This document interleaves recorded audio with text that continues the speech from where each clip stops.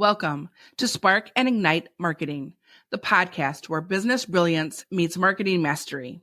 I'm your host, Beverly Cornell, and I'm thrilled to embark on a journey of inspiration and innovation with you. Get ready to dive into the minds of successful and passionate small business entrepreneurs, unraveling the ideas that spark unique opportunities and ignite extraordinary marketing and success. It's time to fuel your entrepreneurial fire and let the sparks fly. Joy seekers and happiness enthusiasts, another exciting episode of the Spark and Ignite Your Marketing podcast. Today we're diving into the wonderful world of laughter and happiness, where statistics show that laughter can reduce cortisol, the stress hormone, by up to 39%, contributing to a significant improvement in overall mood and happiness levels. Lord knows we all need that. Also, employees in workplaces with positive atmosphere, including frequent laughter, are 12% more productive. So buckle up and get ready to embark on a journey filled with smiles, giggles, and a sprinkle of joy with our very special guest, a clown, Katy Bee, a powerhouse in the realm of well-being. As a certified life and neurolinguistic programming coach, she specializes in play and happiness, applied improvisation, and therapeutic humor. Katy is on a mission to spread positivity and uplift spirits. She's the founder of the Joy First Foundation and is currently on the tour of joy across the U.S. Katy also co-hosts the podcast Laughter Box for the Association for Applied and Therapeutic Humor. Additionally, she holds the title of Certified Chief Wellbeing Officer and is on her way to becoming a certified humor professional. Katy's expertise extends to teaching joyful and laughter yoga, leveraging these modalities to combat bullying and suicide in both youth and adults. She also shares her knowledge through workshops on improv, physical theater, clowning, and mime, enriching lives with every step she takes. Welcome, Katy. Hi, Beverly. You'll excuse my stuffy nose sound. That's because of nose. My nose is a little red today. That was a cold too. So my nose. Rosie, and who's yours? So let's do your fascinating journey and explore the impact, joy, and laughter. Okay. Can you share a little bit about what led you into play, happiness, and entrepreneurship, and like how it all began for you? Yeah, I'm going to get a little serious now. Because I'm pretty serious about joy and play and fun and this. Yeah.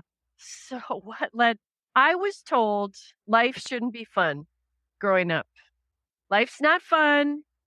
I'd go to work and we'd be working our butts off and I'd be wandering around going, no fun, no PHUN, no fun. And I tried to bring some optimism and light to just every job I've had, everywhere I've been. And for years, it was like people weren't terribly interested. But I created things like the aerial action team where we'd rappel off historical architecture in San Francisco as clumsy ninjas and string crowd. And that's where things really started to focus on fun and the importance of play way in the 90s. Before we ever thought about how important play is for adults and how much we've lost in our development in terms of it stops at 7. That's the end of your fun. No more playtime. Time to grow up. And that's not true. Science shows we develop throughout our life. I'm involved with the Eastside Institute, which is all about development and social therapy. And I went to clown school, actually went to circus school in Spain, became a street performer. And when I succeeded in making my living hanging from a tree as Bugs Bunny diving into a bucket, or a dead lady under a meteorite, I said, I don't think what they said about life not being fun, I don't think that was correct. I think life can be fun. Have you always been like that when you were a kid? Were you super dramatic and like always looking for the laugh? Were you that in school? No. So when I was 5 or something, I was in a dance performance and my mom had to bring me my lunch on the stage. I refused to leave the stage. So there's that. Okay. You're But like, this is my place. This is where I belong. yeah.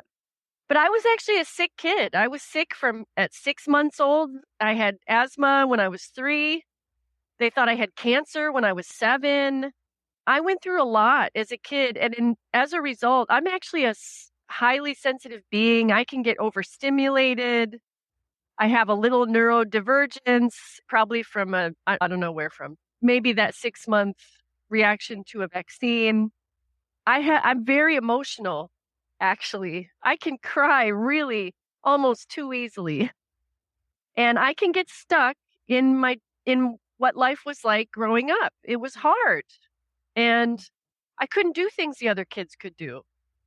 And that really put some stuff in my head that gave me a lot of limiting beliefs, told me I was never going to succeed. And I've been fighting that fight my whole life. So this was your way to combat that or counteract or just accept that? I think so. Indirectly, I follow my gut a lot. And my gut has really driven this train. And I follow what feels good. And it's really worked for me.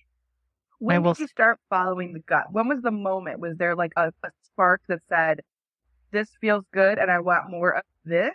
Was there a moment where you was really honest with yourself about what you wanted to create for your life? I knew I always wanted to be a performer, and I knew that Hollywood and people told me no. All through high school, all the way up, anything traditional told me no. So in my late 20s, I decided if they won't give me the power, give me this opportunity, I'm going to do it myself. And I started meditating in my early 20s. That was big, to start hearing myself. I read The Celestine Prophecy. I read The Secret. I read all those books in the 90s. Those also fed, a lot of that knowledge. And I think it was really when I started to take the bull by the horns and say, you know what, if I just keep getting told no, then I'm going to find the way to do it myself. And that's like a very powerful statement. And I think for business owners, we hear no a lot. So it's part of our life, whether the people think you can't do it or that that client or that customer isn't right for you, whatever the case is, we hear no a lot.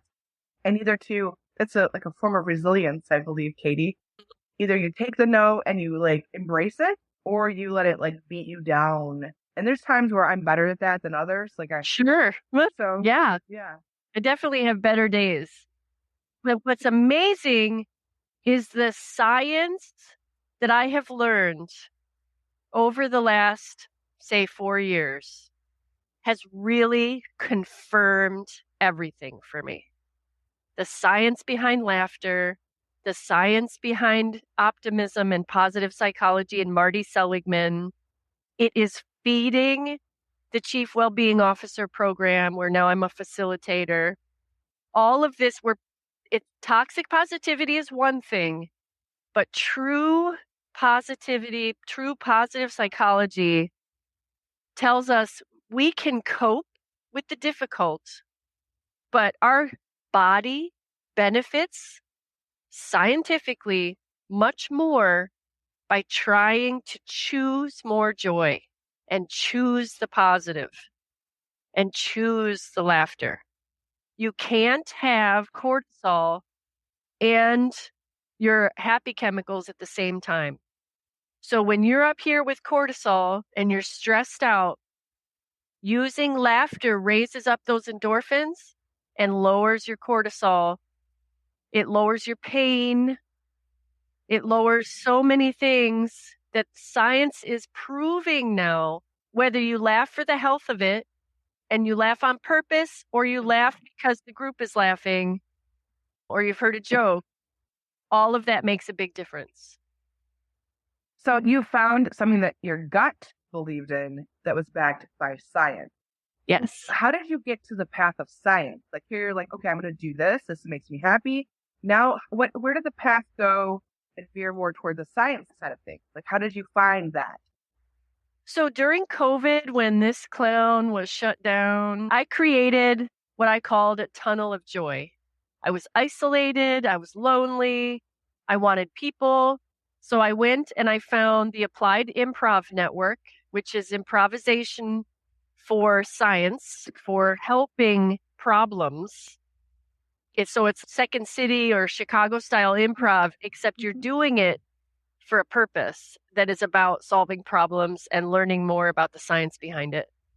I joined the Association of Applied and Therapeutic Humor, where they're all about the science. They've been around for 40 years, and it was started by nurses, and they wanted to know the science behind their particular style of humor. And in 40 years, now we have comedians, clowns, jugglers, laughter yogis, other laughter folks that have PhDs in behavioral psychology and did all the research for us on laughter. That's where the science is coming from, is those two organizations. And I went to conferences like the Funny Business Boot Camp with TH and Play, Perform, Learn, and Grow, which was a conference that's usually in Europe that was online at the time. That was beautiful and primarily in Greece. But again, playing, a little spirituality, a little mythology, a lot of play, a lot of movement. And I became a laughter yogi through Laughter University Online. So I've heard of goats in yoga being a little more unique, but I haven't heard until I read your bio of laughter and joy yoga. Can you even, is it odd for me to even ask like an example of like how you would do like a chair yoga with laughter? Could you even do a moment with us or? Sure. So if you're sitting in your chair, yeah, kind of plant your feet on the ground. Okay. And raise your arms up and take a deep breath in. And exhale, sending all of your stress and worry out to the horizon for the earth to recycle it into joy for you. Take another big deep breath in. And now we're just going to laugh it out with a quiet giggle.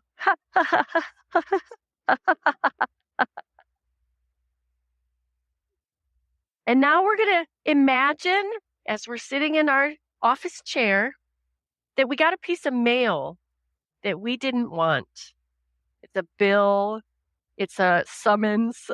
It's that piece of mail you really didn't want to have arrive. Yeah. And we are going to open that mail. Okay. And we are going to look at it. And we're going to laugh.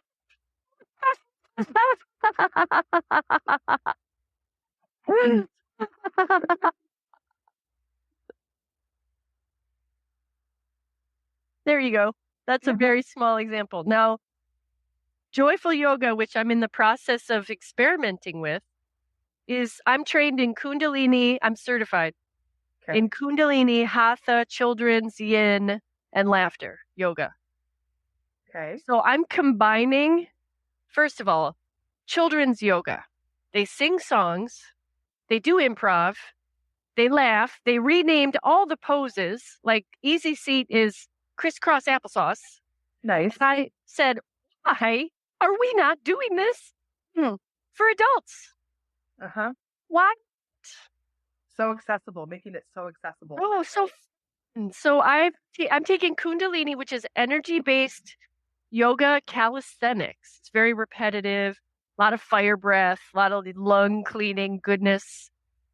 Taking that, the children's yoga and the laughter yoga, and a little bit of hatha, and I'm putting it all together into a class that I hope will raise vibrations, bring those endorphins, and have us leaving more bonded and more joyful after an hour.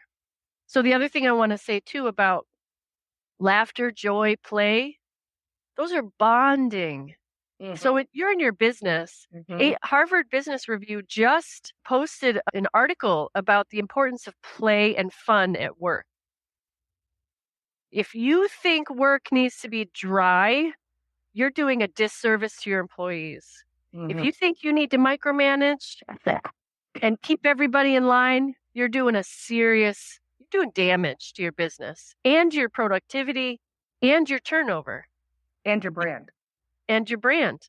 Right. Mhm. Because with all the turnover, how do you keep your brand going? With people walking around feeling like they're just in a grind. That customer experience is going to be horrible. Yes. Yeah. Yes. And play just sounds like something that you shouldn't be doing as an adult. And I 100% did that. Who said that? Like, That's right. I don't Yeah. subscribe to that. You're right. No. And even the way I parent is very playful. I think that children need to play, be played with. That is like a thing you need to do with them. And you can teach through play. It's very powerful. And they don't even realize they're learning to play, right? Yeah. But even with my staff, and my husband's notorious during an argument, to try to make me laugh or something. And Awesome. sometimes that's a little infuriating. Sure. But it usually does get us to laugh and diffuse the situation. And really, why are we so upset about this? Like, in the grand scheme of things, it's really nothing. So he's notorious for being what I call a clown. And since we have known him since high school, he was the class clown and has not changed. In many ways, he's matured, but he's not stopped that like inner essence of himself. So yeah. I think that playfulness. I even remember, Katie, when I was younger, I wanted a husband who, if I threw a pancake at him, he would throw it back. Nice. That was a legit item on my list. Like, most people are like, he has to be tall, he has to be handsome. My list was, if I throw a pancake, he better throw it back. Like, it has to be playful. So I feel like that sense of play is just, life is short. That's right. Life. Yes. Yep. And by the way, really, one of the best tools for arguments is kazoos.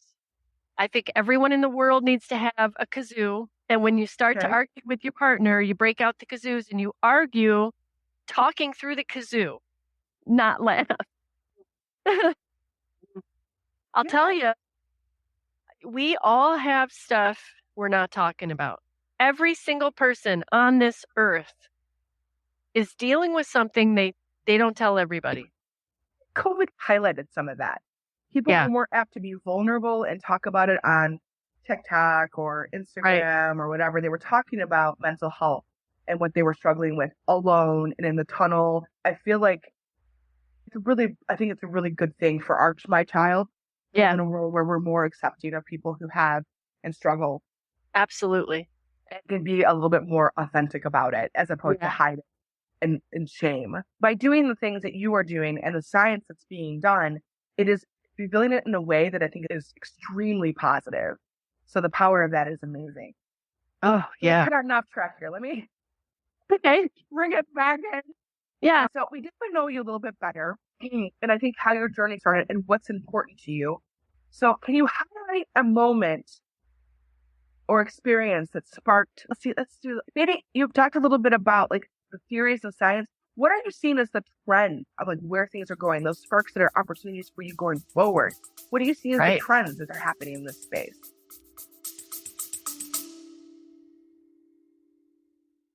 Before we dive back into the inspiring world of Spark and Ignite marketing, let's take a moment to thank the incredible supporters who make this podcast possible.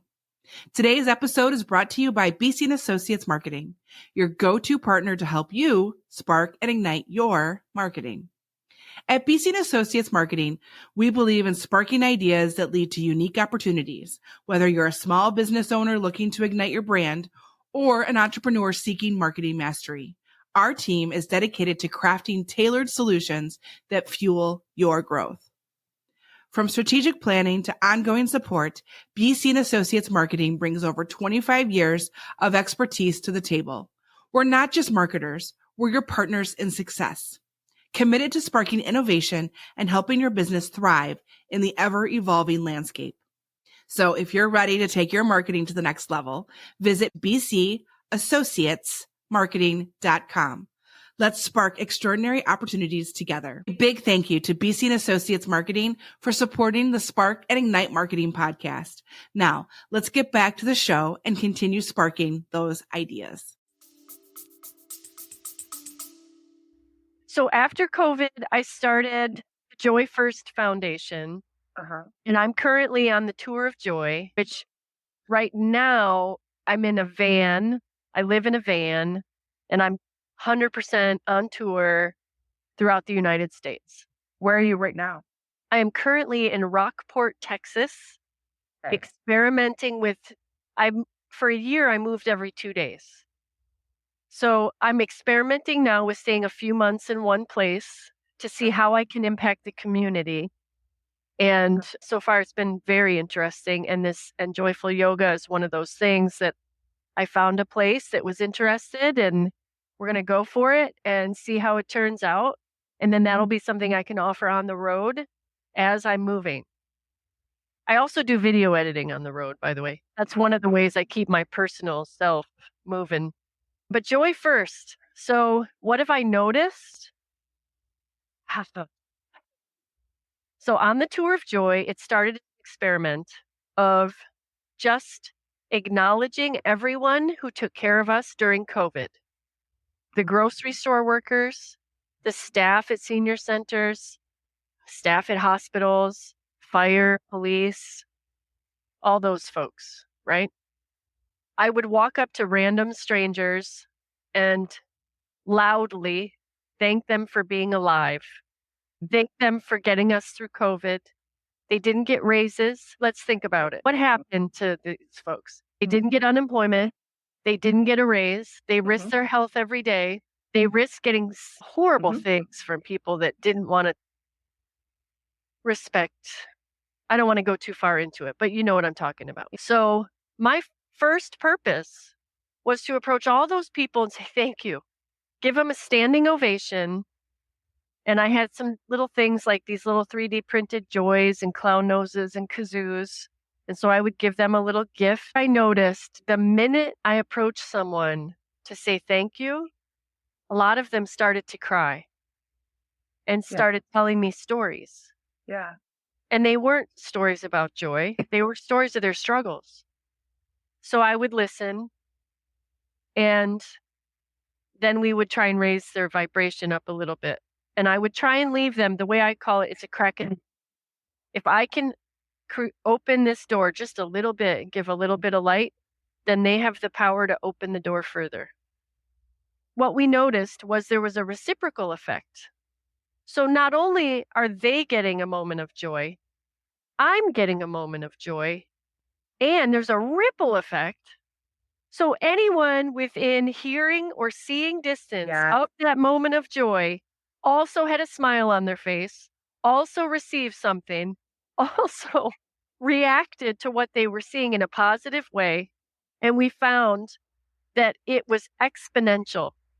It gave me goosebumps when you said the ripple effect. Power of that. It's so powerful. Yeah. A moment, just a simple moment. Yeah. And the power of that. That you did it for them, but then you had the benefit of it. Coming back, anybody with an earshot or visual shot also. And I'm sure they went home and they talked about it as well. So further rippled out. Yeah. So we witnessed that a couple times. I was with a laughter yogi friend of mine in Venice, Florida. We were at a farmer's market. We were mostly focused on seniors. And one woman was in her 90s. And I had these little 3D printed little joys. So we did a moment of joy for her. We handed her the little joy.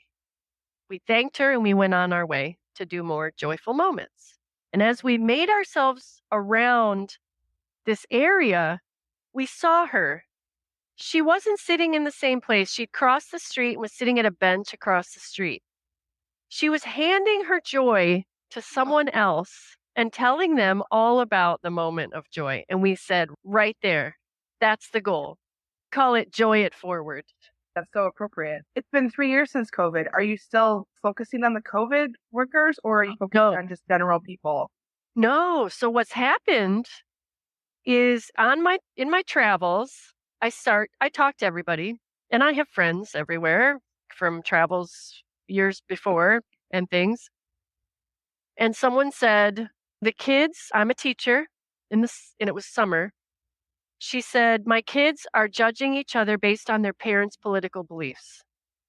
They're bullying each other based on things they shouldn't even know anything about. And I said, let me come in. Let me do something and see if we can make something different, or at least offer an opportunity for change. So I called the program Building Bridges, and it was with this, not only the students, but the staff and the teachers that were available. And I offered laughter yoga, and I talked about the improv mindset, which we can go back to. And then we did a compliment car wash. So what that is, an improv game where people line up like a dance line, and one person goes through, and as they're going through, everyone is shooting compliments. And I said, we all know what it feels like to be criticized. Let's remind ourselves what it feels like to be complimented. And we have a choice whether or not to criticize or compliment the person in front of us. How about if we choose a compliment? So I noticed that people didn't like going through the dance line. Yes. It's a spark. Ultimately, it's a spark that grew into a blaze, right? But that's the beauty part of these. And I think when you're working on a passion project, it really means something to you. It's extremely authentic and it's quick to catch fire. So agreed. When you're on your right track, you know that's what you're supposed to do. It feels right. It is right. That's sitting in that comfort of what is right is good. Having the opportunities open up to you. Beverly, I'm in need of grant money. We take donations at joyfirst.org. You can donate through Zelle, Venmo, or PayPal on the website. You can join the newsletter on the website. Again, are you recruiting people to help you with the movement? I feel like you don't have to be a clown. No. Yeah, so how can people even participate in the Joy Forward movement? Tagging Joy First Foundation on YouTube, on Facebook, on any social media is extremely helpful for us. Helping to find funders. We're looking for board members, and that's to help with the skeletal base of the project. But I'm also recruiting Joy First ambassadors. And there's a whole program that I'm hoping to put on Udemy that it follows the acronym respectfully on how to approach strangers and move the movement forward by giving joyful moments. And you can do it in your own way. What I find is someone donated these cute cards. They're adorable. And I designed them. She said, here, I want you to make these. I see this thing. I want you to design 100, I just want you to design them. So she's given me 1,200 of these cards. This one is just a little light for you. And on the back, it's all the Joy First information. So these are easy ways to give a little joy. Or I love it. I found tokens of appreciation at a dollar store. And so these are they say thank you for everything. And token of appreciation. And so even just having a trinket, and if you can videotape it or take a picture with the person you're inspired to give a joyful moment to, you can tag Joy First. And we would love that. I have about 8 Joy First ambassadors so far that I'm still in the process of training, but they've been improvisers. So together we've gone places and just spread the joy. So a lot of my travels, I've stopped at many improvisers, therapeutic humorists, and social therapists' houses. And I would camp in front of their house, and then they would join me. I'd get a little window into their life, which was interesting, and they would join me on joyful moments. And a lot of times people were a little shy, so they'd usually hold the camera while I did it, but they still got the benefit. And I find people are afraid of talking to strangers, so that's okay. So what if you leave a token of appreciation or a little note on the table of your wait staff so that when they collect their tip, they see a note from you and a compliment, or you're able to do it personally. Think about How can you make everyone that comes in contact with you feel a little better today? I love that. Now let's uncover the secrets to igniting her marketing and business success with joy and laughter. So you spoke a little bit about the cards that you have, but they're not really branded to you. They're not really like specific to, I mean, one of them had the joy on the back of it. Oh, they all do. Little compliment things that those are from the dollar store. But what has been your most effective marketing tactic for your tour of joy? What has helped you the most? Actually, the most interacted post on TikTok was I went around a St. Louis Walmart and gave joyful moments to all of the staff. And some were more playful than others, but there were 2 points where we got a lot of traffic. And one was 2 ladies where I gave them joyful moments and told them they could have anything they wanted in life just because they exist. And we had a big hug at the end. And people said, "Can I have some of that?" And part of what I want to do, part of my plan is to take that impetus, right, and start making individualized videos and videos that are talking out to the public, giving joyful moments. Also, there was one guy in Walmart who, when you watch the video on TikTok and YouTube and all the socials, I think, he gets very emotional. And he asked us to turn the camera off. So we did. His mom was homeless. And he was working 2 jobs to try and get her out of homelessness and take care of himself. And it was the biggest wake-up call for me because that really showed he was so joyful and friendly when we walked up. It so showed me what people are dealing with in the background. And then you know what I thought to myself?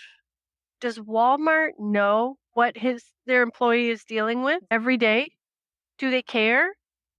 As a chief well-being officer who is now trained to guide businesses through the Surgeon General's well-being at work framework and cities and countries and communities, I think Walmart needs to know what's going on with their employees.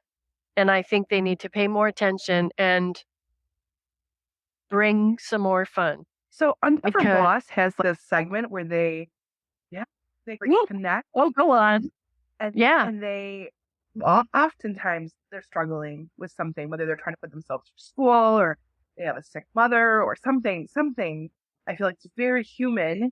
And the undercover boss had no idea that was happening and somehow supports them at the end of the show, which always makes me cry because I feel like that's the human connection that we need. And as a boss myself, I feel like it's part of our responsibility to take care of our people. That is the well-being of our people, and we're connected in more ways than just business. And so it's a beautiful thing. Like, it's truly beautiful. And you're highlighting that aspect of it from your perspective. You accidentally figured it out with him. Like, it wasn't like you intended. So what's your problem? Because he probably would have said, I'm not going to talk to you, but you put it in such a positive way. Gratitude. Yeah. Thanks for being alive today. That's my first line. And it makes somebody giggle. I've had people say, yeah, I'm still alive after all I've been. And immediately they have a reaction to that phrase. And then when you think about it, who else is giving us gratitude for simply being alive? Nobody. Maybe on your birthday. Maybe, yeah. Maybe. But you matter. There's a man who started an organization with a number of friends in Uganda, I believe. No, Tanzania. That was a You Matter campaign. And it made a huge difference to all of the people that they ended up interacting with. And those words, we do not hear them enough. And I think some of whatever, if we're in some kind of a shift, I know it's like black and white, right? It's really, we are having war, people are starving to death, right now. There's things I can't control that. I can't stop that. But I can acknowledge the person in front of me because they exist. And ultimately, there are costs involved in what you're doing for sure. But for me to do that to another person is free. Like that. That's right. Cost is simply getting over yourself in some way, maybe to say that. Yeah. Your shyness or whatever. But it's free. It's not something that you have to pay for. Not at all. You can just notice that, oh, look, Beverly, I love your sweatshirt. It's so cute. You're so kind when we first got on. So you take a moment to acknowledge the person when you first interact. Oh, yeah. It's beautiful. Right. It's really beautiful. Thank you. So I gotta believe like what you're doing is like storytelling on such a deep level, which is marketing storytelling, and authenticity is so important. So you're doing video, which is powerful, especially right now. If you're not doing video, you are missing huge opportunity for your business. You have to package the story in a way. You're having these really unique, very authentic experiences. So how do you have a coordinated campaign that you're using, or are you just simply allowing it to flow as it happens and sharing it as it happens? Have you really thought through the strategy that you're using for that? No, my goal right now is followers. Okay. So follow Joy First Foundation on TikTok, on YouTube, on all the socials. You know, what's really funny is on YouTube, the most traffic comes from shorts of me juggling random things in random moments in random stores. So the first one was I found these dog toys that are pigs, and I juggled them and they make noise as I juggle them. And that got like almost 5,000 hits on YouTube immediately. I follow the trends. So every once in a while, I'll add another juggling video because I know those are getting fed out there. I've been a video editor since the 90s, and I've worked in social media for other people since 2015. Now it's about mine, and I'm doing it the way I wish all businesses would do it, which is I take a little bit of risk. I have an improv mindset. So our improv mindset says the first thing you say is yes, and you build on what's offered. So when my audience says, hey, we really like these juggling photo or videos, I say, all right, I'll spatter them in with the joyful moments, and then you can enjoy those while get a little bit of the other part of this project. Another thing about an improv mindset is don't be afraid to fail. Sometimes I make a video and I put it on YouTube and it gets no hits for some reason. I don't know why, time of day, who knows. I just keep going because I want to give my audience what they want to see. And if that means brand awareness comes from juggling random things and random Rite Aids, then that's what it is. But I'm getting the brand. I don't pay for followers. I'm going to let it grow organically, and it might be slower, but I don't lose people. If I have to take a break for a minute, I don't lose 100,000 followers. I might lose a couple, but I keep all my organic followers. The power of stories, power of video, the power of persistence, the power of practice. Because the more you do it, the better you get.